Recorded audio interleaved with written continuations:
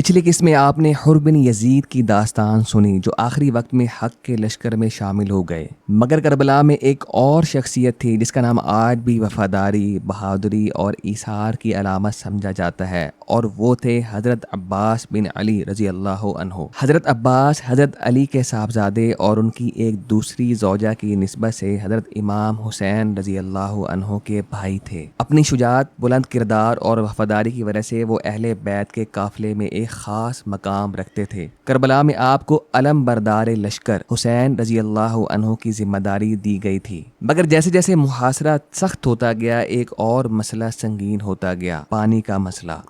دریائے فرات قریب تھا مگر امام حسین کے قافلے کو اس تک رسائی نہیں دی جا رہی تھی۔ خیموں میں بچے پیاس سے بے قرار تھے۔ حضرت عباس نے پانی لانے کی کوشش کی۔ مورخین بیان کرتے ہیں کہ وہ فرات تک پہنچنے میں کامیاب بھی ہو گئے تھے، مگر واپسی کے راستے میں شدید حملوں کا سامنا کرنا پڑا اور اسی جدوجہد میں وہ شہید ہو گئے۔ آج بھی حضرت عباس کا نام صرف ایک جنگجو کے طور پر نہیں بلکہ وفاداری اور قربانی کی ایک عظیم مثال کے طور پر یاد کیا جاتا ہے۔ مگر کربلا کا سب سے بڑا دن ابھی بھی آنا باقی تھا، 10 محرم، وہ دن جسے تاریخ عاشورہ کے نام سے جانتی ہے۔ اگلی اور آخری قسط میں جانیں عاشورہ کیا ہے اور کربلا کا اصل پیغام کیا ہے۔ دین کے پیغام کو خود بھی سمجھیں اور دوسروں تک اس پیغام ہدایت کو پہنچانے میں ہماری مدد بھی کریں، اور مزید سمجھنے کے لیے ہمارے چینل کو فالو کریں۔